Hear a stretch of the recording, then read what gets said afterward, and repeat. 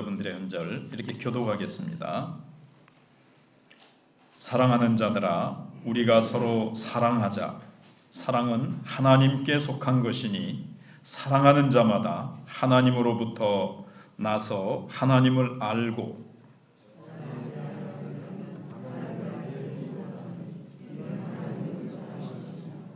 하나님의 사랑이 우리에게 이렇게 나타난 바 되었으니 하나님이 자기의 독생자를 세상에 보내심은 그로 말미암아 우리를 살리려 하심이라.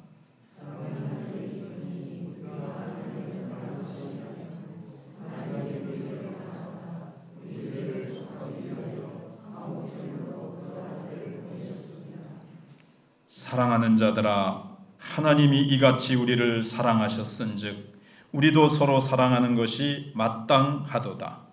아멘. 네, 11절 우리 다 같이 한 번 더 합독하시겠습니다. 시작. 사랑하는 자들아, 하나님이 이같이 우리를 사랑하셨은즉 우리도 서로 사랑하는 것이 마땅하도다. 아멘. 오늘은 서로 사랑하자 이런 제목으로 본문을 중심으로 하나님의 말씀을 생각해 보겠습니다. 사람이 다른 사람에게 해줄 수 있는 일 중에서 가장 위대한 일은 그 사람을 사랑하는 것입니다. 이 세상에서 사랑받는 것을 싫어하는 사람은 아마 없을 거예요. 그리고 또 나는 누군가를 죽도록 한번 사랑해보고 싶다, 이런 마음도 사람들에게 있습니다. 근데 그게 이제 불발탄으로 끝나거나 또는 잘못된 불륜의 사랑으로 맞춰지기도 합니다. 모든 사람의 마음속에는 두 가지 이 상반된 욕구가 있는 것 같아요.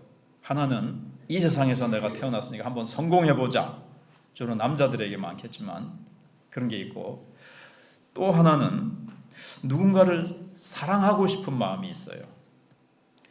그런데 이 두 가지가 서로 상반된 면이 있습니다. 성공을 붙잡으려면 다른 사람을 사랑하기가 쉽지 않아요. 그러니까 소홀하게 되는 거죠. 다른 사람을 다른 사람을 사랑하려면 이렇게 성공하려는 욕심을 좀 버려야 됩니다.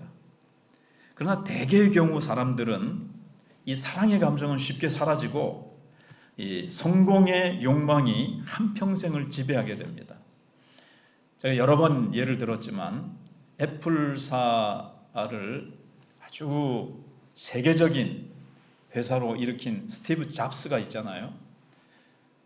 그분이 이제 췌장암으로 이제 생이 며칠 안 남았을 때, 그리고 이제 생을 마감하면서 했던 가장 후회스러운 것이 뭐라 그랬습니까? 내가 가족들을 더 사랑하지 못했다. 왜 그렇습니까? 이 성공, 애플사를 성공시키고 싶은 거예요.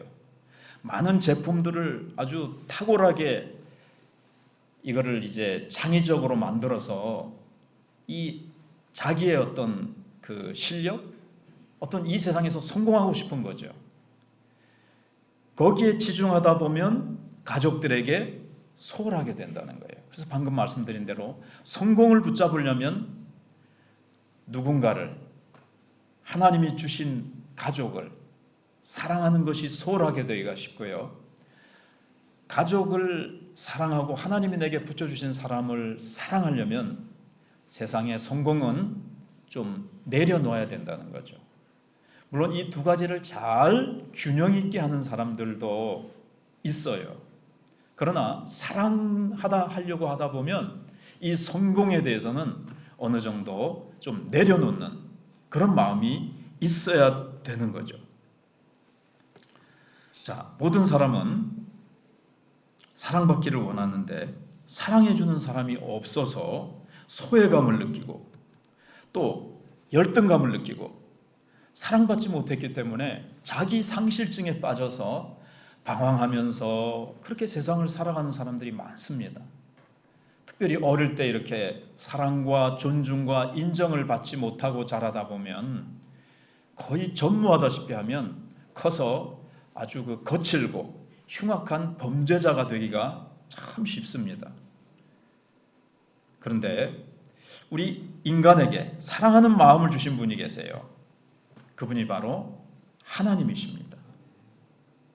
지금 우리 인간이 가지고 있는 사랑은요, 사실은 온전한 사랑이 아닙니다. 하나님이 원래 하나님 안에 있는 그 사랑이라는 것, 우리는 누가 좋아서 사랑하고 뭐 이렇게 저렇게 사랑하고 좋아한다고 하지만 그게 인간이 하나님께로부터 등을 돌리고 타락하면서 이 사랑이 많이 희석되고 왜곡되고 빗나가게 되어졌어요. 온전한 사랑이 아니에요. 인간의 사랑은 상당히 자기 생명을 유지하고 종족을 보존하기 위한 본능적인 사랑. 이건 짐승들도 하는 거죠. 사자들도요, 자기 새끼는 보호하는 본능이 있어서 사냥을 해가지고 뭐 먹이를 물어다가 먹이고 또 보호해주기도 하고 그래요. 닭들도 막 솔개나 이런 그런 것들이 이제 자기 새끼를 물어가려고 그러면은 막 또 다른 이 적들을 물리치기 위해서 온 깃털을 꽉 막 곤두세우고 막 죽기 살기로 이렇게 막 자기 새끼를 보호하는 것들을 이렇게 보거든요. 그거는 본능적인 사랑이지 원래 하나님께서 우리 인간에게 요구하신 그런 사랑이 아니에요. 그러니까 우리도 이 짐승적인 동물적인 본능적인 사랑의 수준에 우리는 머물고 말았다는 거예요. 그래서 우리는 하나님의 백성이 되었으면 우리는 다시 하나님의 사랑이 무엇인가? 진정한 사랑이 무엇인가? 하나님이 우리에게 요구하시고 기뻐하시는 사랑이 무엇인지 다시 이 성경 말씀을 보면서 배워야 됩니다. 네. 그래서 진정한 사랑은 어떤 것일까를 한번 우리가 먼저 생각해 보면, 여러분 사랑만큼 이 정의가 복잡하고 참 이게 사랑을 제가 한 주간 준비하면서 사랑의 깊이 높이 이게 뭐 엄청나더라고요. 그래서 적어도 요한일서 4장을 다음 주에 그 다음 본문, 그 다음 주에는 또 그 다음 본문을 좀 생각해 보는 게 좋겠다는 생각이 들어요. 거기에 보니까 사랑에 대해서 또 우리가 사랑하지 못하고 미워하는 이유 등에 대해서 이 성경이 우리에게 말씀해주고 있는 것을 발견을 했습니다. 여러분 노래를 들어보면 어떤 노래가 많습니까? 유행가만 하더라도 뭐 클래식 이 음악이라든가 가곡, 뭐 가요, 오페라 이런 것도 보면 다 거의 다가 사랑에 대한 거예요. 네. 남몰래 흘리는 눈물 뭐부터 시작해가지고 밤의 여왕 이런 것들도 그런데 우리나라 쉬운 것들 여러분들 아시는 거. 사랑이 무엇냐고 물으신다면 눈물의 씨앗이라고 대답할 거예요. 뭐 이런 것부터 시작해서 아까 말씀드린 불륜의 사랑, 사랑해서는 안 될 사람을 사랑한 죄라서 어이하여 이 밤도 울어야 하나. 사랑하지 말아야 될 사람을 왜 사랑해요? 그러니까 그런 게 이제 불륜이고 빗나간 사랑이고 이것부터 시작해서 사랑에 대한 온갖 것들이 너무 이제 많죠. 그래서 사람들은 모두 자기 나름대로 사랑은 이렇다. 이 사람은 또 이렇다. 저 사람은 사랑은 이런 거다. 이런 거다. 저런 거다. 이렇게 이제 많은 것을 이제 정의를 내리는데 보통 사람들은 사랑 그러면 이제 누군가에 대해서 이제 좋아하는 감정을 가지는 것을 말합니다. 근데 성경은 어떻게 말씀합니까? 7절, 8절에 사랑하는 자들아, 우리가 서로 사랑하자. 사랑은 하나님께 속한 것이니. 진정한 사랑은 하나님께 속한 것이라는 거예요. 하나님이 어떻게 우리를 사랑하셨는가를 보면 사랑은 이런 것이고 사랑은 이렇게 하는구나 라는 것을 우리가 이제 알게 된다는 거죠. 그래서 사랑하는 자마다 하나님으로부터 나서 하나님을 알고 사랑하지 아니하는 자는 하나님을 알지 못하나니 이는 하나님은 사랑이십니다. 하나님의 속성이 많지요. 그러나 그 중에서 정말 가장 놀라운 하나님의 성품은 역시 사랑입니다. 그래서 믿음, 소망, 사랑, 그 중에 제일은 사랑이라. 사랑이 최고예요. 여러분, 사랑할 때 어떨까? 내가 한 주간 말씀을 묵상하면서 사랑하면 어떻지? 사랑할 때 분명히 내가 희생하고 내가 손해보고 하는데도 행복해요. 그리고 마음이 좀 담대해지고, 어머니들 같은 경우에는요, 그 아들이 저 시장을 보고 돌아오는데 자기 애가 그 아파트 그 뭐라 그러죠? 거기 난간에 아무튼 이렇게 좀 대롱대롱 매달려 있는 거예요. 놀래가지고 쫓아간 거예요. 막 불이 나게 쫓아가지고 그 아들을 딱 애를 받은 거예요. 굉장히 그 힘든 건데 좀 뼈가 상하긴 했지만 그만큼 사랑은 용기와 힘을 발휘합니다. 그래서 우리가 누군가를 사랑하면 용기가 생기고 또 행복하고, 부모가 자녀를 사랑하고 키울 때요 힘들잖아요. 그래도 행복합니다. 그래서 사랑은 그래요. 또 있잖아요. 그 장경동 목사님의 그 18번 중에 하나가 사랑을 하면은 예뻐져요. 사랑을 하면은 예뻐져요. 그 목사님 그렇게 부르잖아요. 그죠? 사랑을 하면은 예뻐져요. 미워를 하면은 미워져요. 이렇게 하는데, 정말 사랑을 하면요, 그 행복감과 마음의 어떤 그런 에너지 때문에 얼굴이 예뻐지고, 그게 뭐 유명한 탤런트나 모델처럼 예뻐진다는 것이 아니라 얼굴이, 참 사랑을 하는 사람은요, 나눠주고 섬기고 이런 사람은 얼굴에서 그게 이제 딱 흘러나오는 거죠. 근데 이기적이고 딱 사랑을 할 줄 모르는 사람은요, 뭔가 모르게 얼굴의 근육이 그렇게 발달해가지고 약간 얌체같이 보이기도 하고 뭔가 좀 거시기 합니다. 그래서 오직 성경은 하나님만이 유일한 사랑의 원천이라고 말씀하고 있습니다. 성경이 말씀하는 사랑은요, 단지 그 사람의 현재의 모습만 보지 않아요. 하나님은 원래 그 사람이 하나님이 창조하셨을 때의 그 하나님의 형상을 닮은 그 아름답고 영광스러운 모습을 보시면서 하나님은 그 모습을 보세요. 그리고 장차 현재의 모습이 아니라 지금은 막 쭈그러들고 막 좀 추하고 좀 아닌 그런 모습이라 할지라도 위축되고 열등감과 또는 사납고 거친 분노로 가득 찬 이런 모습이라 할지라도, 다른 사람들에게 인정받지 못하는 모습이라 할지라도 하나님은 회복될 모습을 보시고 사랑하십니다. 예를 들면 베드로 같은 경우도 그렇잖아요.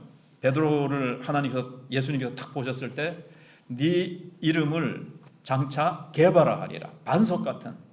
처음엔 시몬이잖아요. 시몬은 갈대같이 이렇게 바람에 흔들렸다 저렇게 흔들렸다 그래가지고 얼마나 그냥 촐싹거리고 변덕이 심한 사람인지 모릅니다. 그러나 나중에는 반석 같은 인물로 하나님께서 변화시키실 것을 보시고 예수님께서는 또 3번 예수님을 부인하는 것도 아셨지만 다시 돌이킨 후에 너는 형제들을 굳게 하라. 그래서 초대교회 때 다른 교회를 굳게 세우는 그런 인물로 하나님은 딱 내다보신 거예요. 하나님이 결국에는 변화시킬 모습을 보시고 사랑하신 겁니다. 중간에 그렇지 못한 모습으로 이리저리 자빠졌다 일어났다 하는 이런 모습이 있어도 그 모습만 보면, 야, 네가 도대체 믿음이 있는 거냐 없는 거냐, 넌 나 사랑하는 거야 안 하는 거야, 이렇게 하면서 예수님께서 뭐 참 실망하시면서 나 니하고 도대체가 안 되겠다. 니 떠나라. 이렇게 하지 아니하시고 끝까지 사랑하시고 품어주시고 섬기시고 발 씻기실 때 엉뚱한 대답을 해도 때로는 사탄아 물러가라 이런 베드로를 향해서 예수님께서 책망을 하시지만 끝까지 품으시잖아요. 예수님은 그렇게 하나님은 우리를 그렇게 사랑하십니다. 그리고 지난주에 우리가 생각해 본 대로 신랑이 신부를 사랑할 때에 예수님이 교회를 사랑하시듯이 어떻게 하신다 그랬습니까? 물과 말씀으로 씻어서 점도 없고 흠도 없고 주름 잡힌 것도 없이 아름답고 영광스러운 모습으로 자기 앞에 세우려 하십니다. 언젠가는 신부된 교회, 우리 각자가 하나님 앞에 마지막 날 예수님 재림하시는 그 순간 우리는 어떻게 된다고요? 지금은 막 허물과 흉투성이에요.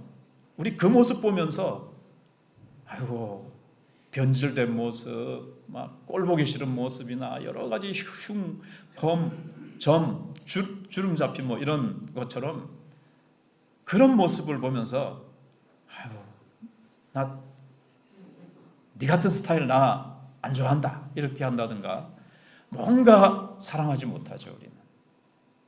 근데 남편은 어떻게 사랑하라고 해요? 아내를 향해서. 아내만이 아니라 우리가 사랑할 때 장차 예수님께서 온전한 모습으로 아름답고 영광스러운 모습으로 하나님이 원래 창조하셨던 하나님의 형상대로 하나님의 그 빛나고 아름답고 영광스러운 모습으로 결국에는 하나님께서 다 능력의 손으로 최고의 지난주에 말씀드린 마사지의 손으로 점도 홈도 싹 요즘 뭐 가가지고 점도 빼고 얼굴에 뭐 검버섯도 빼고 이러는데 영적으로나 육적으로나 싹 하나님의 놀라운 마사지의 손으로 딱 만드셔서 우리를 점도 흠도 주름 잡힌 것도 없이 영광스러운 모습으로 결국 우리가 변화됩니다. 성경은 영화롭게 하셨느니라 로마서 8장에 하나님이 하시는 일에 실패가 없으시고 하나님이 하시는 일에 좌절과 포기는 없으시기 때문에 하나님이 우리를 영화롭게 하나님과 같이 예수님의 아름답고 영광스러운 부활의 모습과 같이 만드시고야 만드신다 그랬거든요. 근데 아예 그거는 하나님이 실패하실 수가 없기 때문에 영화롭게 하셨느니라. 근데 그 모습을 보시고 예수님은 사랑하신다는 거예요. 근데 우리가 이제 현재의 모습을 보면 어떻죠? 한번 따라해 볼까요? 공사 중이다. 예, 지금은 공사 중이에요. 치어져 가는 중이에요. 공사장에 가보면요. 막 철근, 막 자재들이 막 널브러져 있기도 하고요. 막 이렇게 돼 있어요. 근데 그 옆에 보면 공사 중, 불편을 드려 죄송합니다. 예. 옆에 있는 분들에게 한번 공사 중 불편을 드려 죄송합니다. 예. 우리 모두는 다 지금 공사 중이라서 아직 좀 삐죽삐죽한 것도 있고 아직 좀 완성되어가는 중에 있어요. 그래서 모질한 부분이 있고 좀 다른 사람들에게 아픔과 상처를 주기도 해요. 그래서 공사 중 불편을 드려서 죄송합니다. 다른 지체에게 우리가 그렇죠. 그 다른 지체를 향해서 공사 중이다. 예수님이 지금 아름답게 영광스럽게 빚어가는 중이다. 이렇게 좀 너그러운 마음, 넓은 마음을 가지시고 서로 사랑합시다. 예, 그럼 참 좋겠습니다. 그래서 인간은 뭐 사랑하는데 이기적인 사랑이에요. 자기에게 뭔가 유익이 있고 이유가 있는 거죠. 잘생겼다거나 또는 뭐 똑똑하다거나 뭔가 내가 나에게 이익을 주기 때문에 우리는 보통 사랑한다는 거예요. 그런데 하나님은 우리를 현재의 모습이 아니라 본래의 모습. 하나님이 사람을 천지 창조하실 때 사람을 마지막으로 창조하시고 뭐라 그러셨죠? 보시기에 좋았더라 그러다가 맨 맞으면 심히 좋았더라. 하나님은 그 모습을 보시고 우리를 보시면서 심히 우리를 좋아하시는 거예요. 우리를 보시면서. 사람은 자기를 보는 거울이 자기를 잘 못 봐요. 옆에 사람이 나를 어떻게 대하는가를 보면서 그것을 거울로 해서 자기를 바라봅니다. 그래서 부모님이나 주변에 있는 친구나 주변에 있는 사람들이 아이고 니는 그것도 하나 못하고 니는 하는 게 맨날 그 모양이냐? 이걸 보면서 찌그러진 거울을 보는 거예요. 옛날에 요술 거울 이런 데 놀이동산 같은 데가 보면 막 머리가 어떤 방에 들어가면은 옆에 거울을 보면 머리가 이렇게 커 보이고 이쪽에 보면 막 허리가 이렇게 막 쭉 늘어나서 막 찌그러져 보이는 거울이 있잖아요. 그런 것처럼 다른 사람이 나를 보여주는 그것을 통해서 나를 보거든요. 근데 그거에 속지 마시고 하나님이 나를 어떻게 보시는가? 하나님은 나를 본래의 모습으로 이제 보시고 회복시키시고자 하시는데 그것은 바로 원래 하나님의 형상대로 지은 아름다운 모습입니다.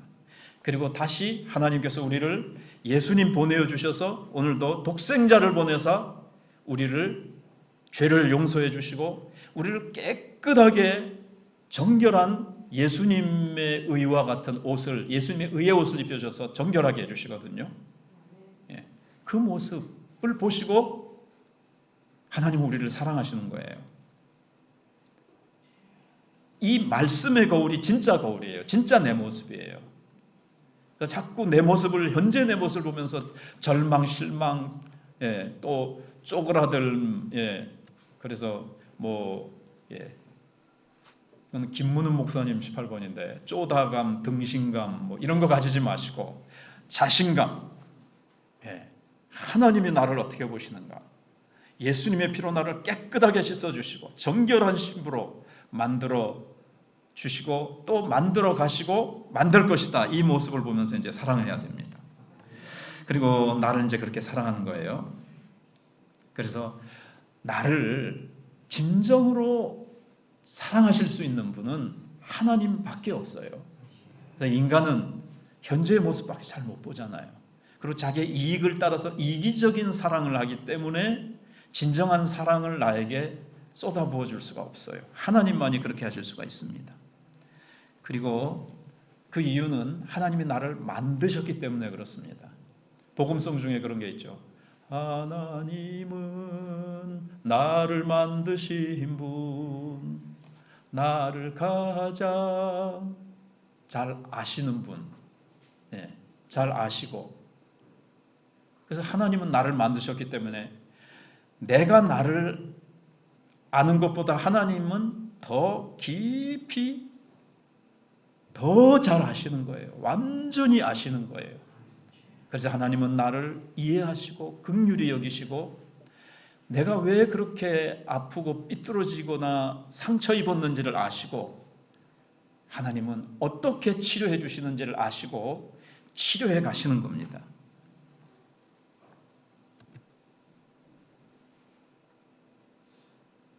그래서 지금의 모습에 우리가 실망하지 말고 우리가 또 다른 지체들을 향해서도 그 모습에 실망하거나 고개 돌리지 마시고 하나님이 나만 사랑하시는 것이 아니라 우리 모든 교회를 우리 다른 지체들도 사랑하시니까 그거를 위해서도 예수님이 십자가에 죽어주셨거든요. 그 보혈의 능력으로 고쳐나가실 것입니다. 그래서 현재의 모습이 아니라 보혈의 능력으로 하나님이 얼마나 깨끗하고 얼마나 아름답고 영광스러운 모습으로 하나님이 빚어가실 것인가를 좀 기대하면서 또 기도해 주면서 우리가 사랑하고 인정하고 품어주고 섬기면 사실은 하나님은 그를 변화시켜 가시되 좀 이따 뒤에 나올 내용이지만 먼저 말씀드리면 하나님이 직접적이라기보다는 우리를 통해서 곁에 있는 우리를 통해서 같은 공동체로 묶어주셔서 우리가 서로가 서로를 치료해 줄 수 있고 서로가 서로를 회복시켜 주시는데 우리를 하나님이 사용하시는 겁니다. 네.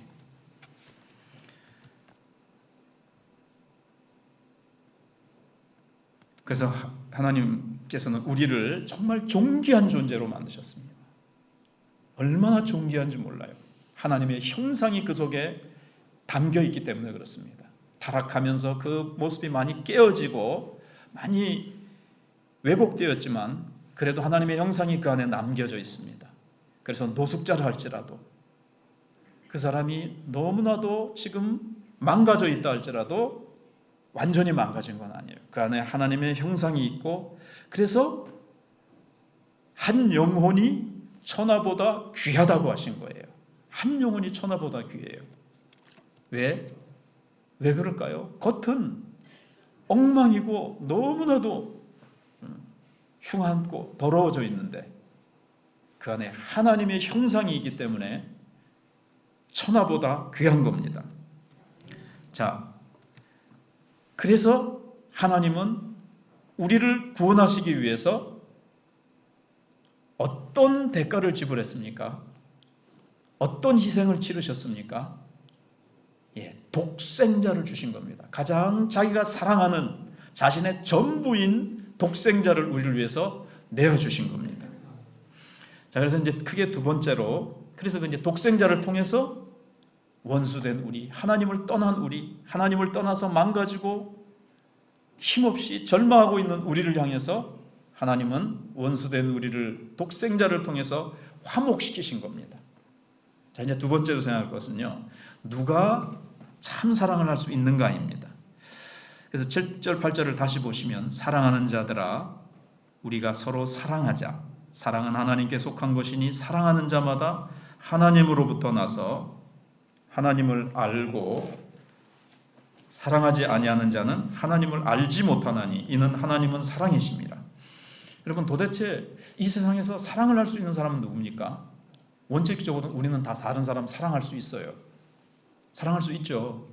그런데 우리 인간은 앞에서 말씀드린 대로 이기적인 존재이기 때문에 사랑도 이기적인 사랑을 한다는 거예요.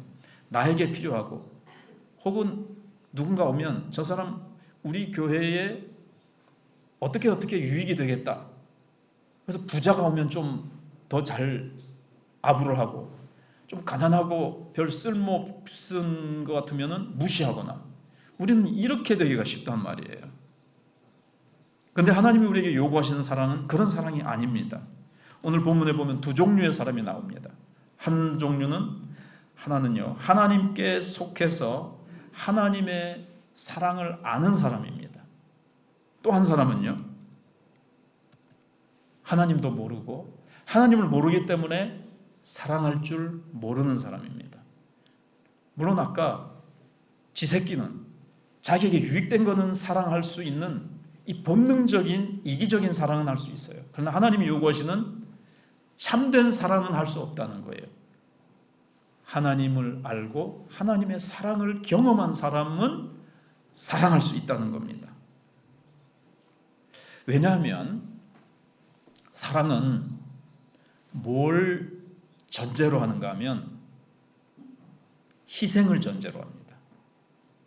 이제 이게 오늘 어떻게 보면 키포인트예요. 희생.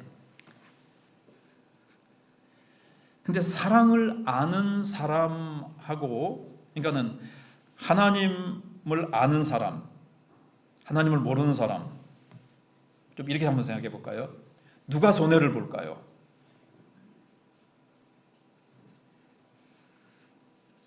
누가 손해를 볼까요? 하나님을 아는 사람, 하나님을 모르는 사람, 누가 손해를 볼까요? 우선은 당장은 이제 좀 짧게 생각하면 하나님을 아는 사람이 손해를 보죠.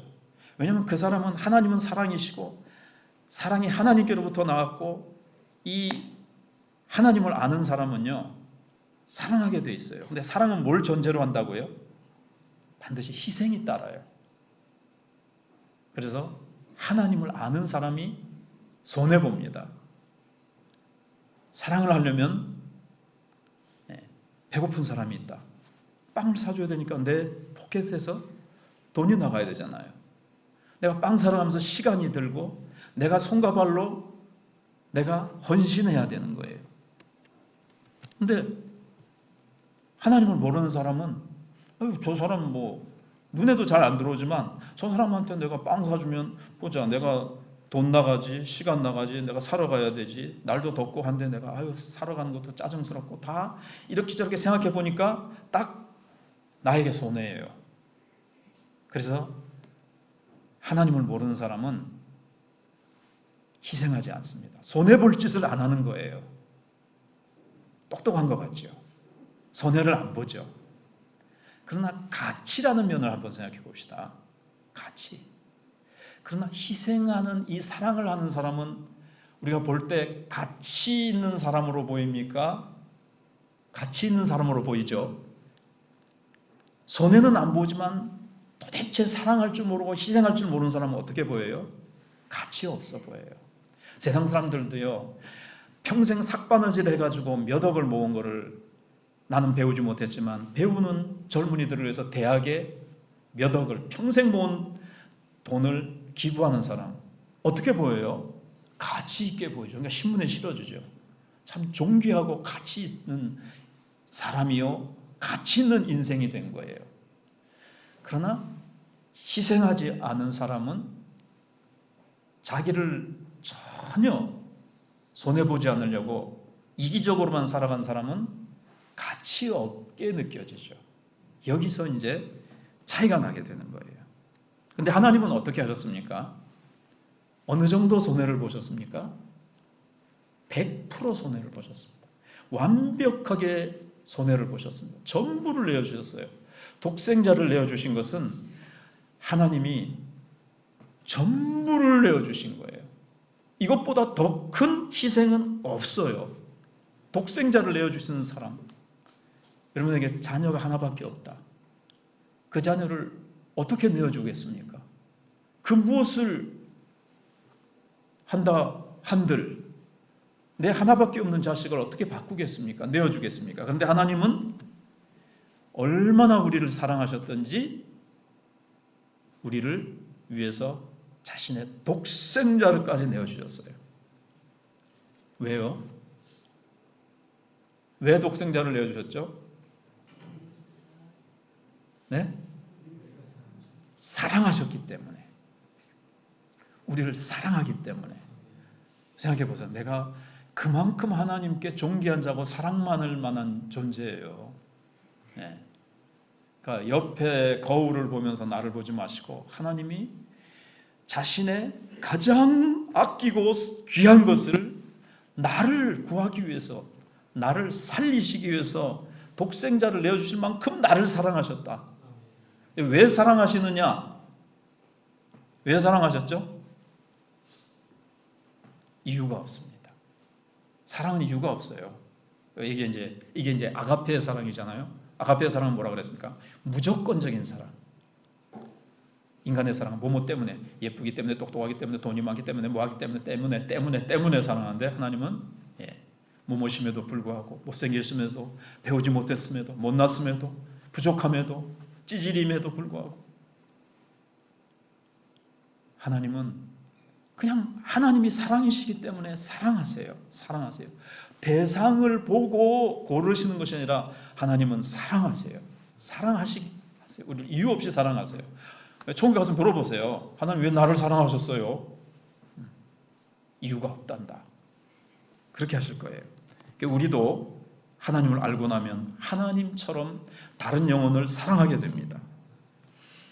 사랑하면 손해 보겠지만 이 사랑이 내 속에서, 하나님을 사랑하기 때문에 하나님이 내 속에, 하나님의 사랑이 내 속에 막 넘치는 거예요.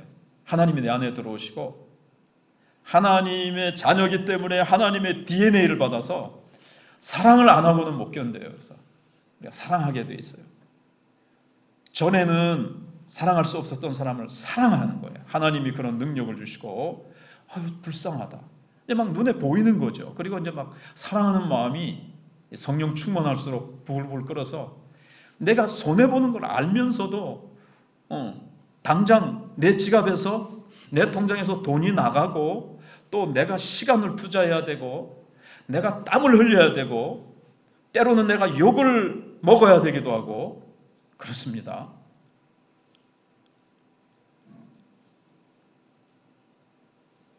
하나님의 사랑을 한번 생각해 보면요, 예수님을 내어주시느라고 하나님이 처음에 칭찬과 영광과 존귀를 받으셨습니까? 예수님은 하늘 보좌를 내려놓으셔야 됐고 하나님과 동등됨을 포기하시고 이 땅에 종의 형체로 오셨고요, 사람들에게 실어 버림받았고요, 모욕과 매맞음과 침뱉음을, 그리고 마지막에는 죽임을 당했습니다. 왜냐하면 하나님이 사랑한 존재가 너무 무지몽매하기 때문에, 무지몽매한 사람을 사랑하지 않으셨더라면 인정받고 칭찬받으면서 존귀 영광 받으시면서 될 텐데, 물론 마지막엔 그렇게 되지만 온갖 욕, 배반, 채찍질, 침뱉음, 모욕을 다 당하시고 마지막에는 마침내 죽임 당하시는 희생을 치르시면서 사랑하셨어요. 이게 사랑이에요. 그러니까 우리는 뭐 그렇게까지는 아니라도 사랑을 하면 우리가 희생하는 거예요.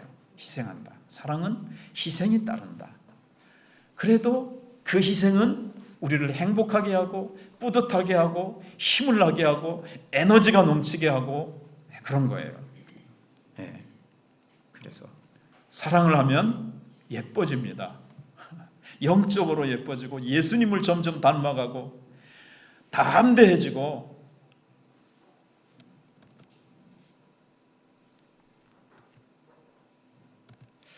그래서 이제 마지막으로 제가 또 다음 주 몇 주간 생각해 볼 거기 때문에 세 번째는 오늘 간단하게 생각을 해보면, 사랑의 방법이 있는데요. 하나님이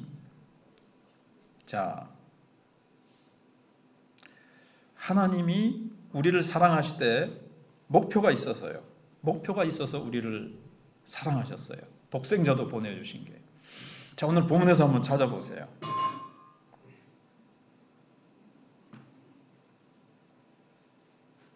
이게 이제 찬송가 가사 중에 있는데,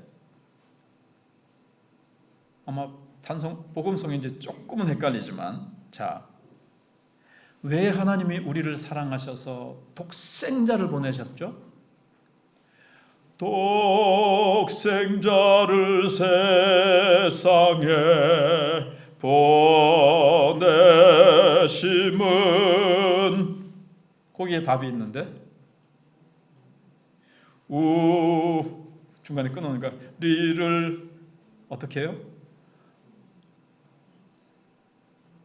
9절 끝에 보면 우리를 살리려 하십니다. 우리는 어떤 존재였었습니까? 죽어 있었습니다. 영적으로 하나님도 모르고 하나님의 의와 하나님의 성과 하나님의 기뻐하시는 것들에 대해서, 예배에 대해서, 하나님 나라에 대해서 죽어 있었습니다. 우리는 사망 권세 아래 있었고 우리는 죄의 흑암 가운데 있었습니다. 그런데 하나님은 우리를 사랑하시는데, 사랑하는 자가 죽어 있어요. 사망과 죄와 사단의 권세 아래 있기 때문에 우리를 구해내시고 우리를 살리시려고 독생자를 보내셨어요. 희생하셨어요. 그럼 이제 우리는 어떻게 하는 거죠? 좀 생략하고 우리도 사랑하되 다른 사람에게, 그러니까 나에게 일어난 일이 다른 사람에게도 일어나기를 원하기 때문에 사랑하는 거예요. 우리에게 어떤 일이 일어났습니까? 하나님이 전도자를 보내시고 하나님이 나에게 복음 주시고 하나님의 사랑을 깨닫게 하시고, 그래서 독생자를 내가 예수님을 믿고 내가 은혜를 받고 하나님의 사랑을 알게 됐어요. 하나님을 아버지로 알게 됐고 아버지의 사랑을 알게 됐어요. 그래서 내 인생이 바뀌었어요. 변화할 수 없었던 것 같은 내 인생이 변화되고 내 인생이 살아났습니다.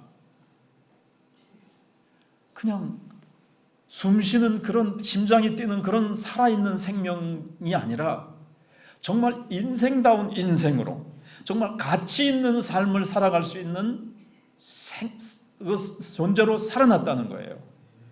그러면 어때요? 다른 사람을 볼 때 저 사람에게도 내게 일어난 하나님의 그 구원의 일, 나를 변화시켜 주신, 재미없고 절망적이던 내 삶을 소망이 가득하고 생명이 가득한 인생으로 하나님이 나를 살려주셨으니까 와, 저 사람에게도 이 사랑, 이 생명 전해주고 싶어요. 막. 이 사랑으로 그를 살리려고 합니다. 우리는 하나님을 닮아서 하나님의 자녀가 됐기 때문에 막 다른 사람을 보면 막 살리고 싶은데, 살리려면 어떻게 된다고요? 하나님이 가장 자기의 아끼는 독생자를 희생한 것처럼 희생이 필요합니다. 기쁨으로 희생하게 돼요. 그를 섬깁니다. 그의 필요를 채워줍니다. 그를 위해서 기도해 줍니다. 그를 위해서 기도합니다. 근데 이제 사랑할 수 있는 유일한 길은요, 우리는 그렇게 사랑 못해요. 이기적인 사랑이기 때문에. 하나님만이 사랑의 원천이시라서 하나님께 기도해야 됩니다. 그래서 하나님의 사랑을 받아서 그 사랑으로 사랑해야 돼요. 그래서 우리는 구하고 찾고 두드리는 거예요. 하나님, 저 사람을 사랑할 수 있는 사랑을 주십시오. 저 사람의 필요가 무엇인지 깨닫게 해주십시오. 기도하고 찾고 계속 두드리면 하나님은 끊임없이 사랑할 수 있는 사랑과 용기와 필요한 것들을 공급해 주십니다.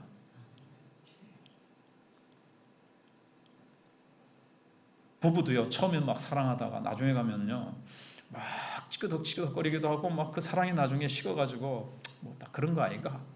네. 그게 왜 그럴까요? 끊임없이 기도하면서 위로부터 무한한 사랑의 댐을 가지고 계신 사랑의 원천이신 하나님께 계속 기도해서 하나님의 사랑을 계속 공급받아야 돼요. 사랑하고 아껴주고 섬길 수 있는, 품어줄 수 있는, 용서해 줄 수 있고, 내가 져줄 수 있고, 내가 손해볼 수 있는 넉넉한 사랑을 내게는 없잖아요. 하나님께로부터 계속 공급해 주시는, 하나님께 구하고 찾고 두드려서 그 사랑을 공급받아 내 짝지와 내 가족과 내 주변에 하나님께서 살리라고 붙여주시는 영혼들을 내가 희생과 섬김을 통해서, 기도를 통해서 살리시는 저와 여러분들이 되시기를 주님의 이름으로 축복합니다. 기도하겠습니다. 사랑의 하나님, 감사합니다. 하나님을 등지고 이기적인 사랑으로 자신과 이웃을 아프게 하고 살았던 저희들을 불쌍히 여기사 독생자를 보내셔서 우리를 살리시고 우리도 하나님처럼 사랑하며 희생하며 살 수 있도록 인도하심을 감사합니다.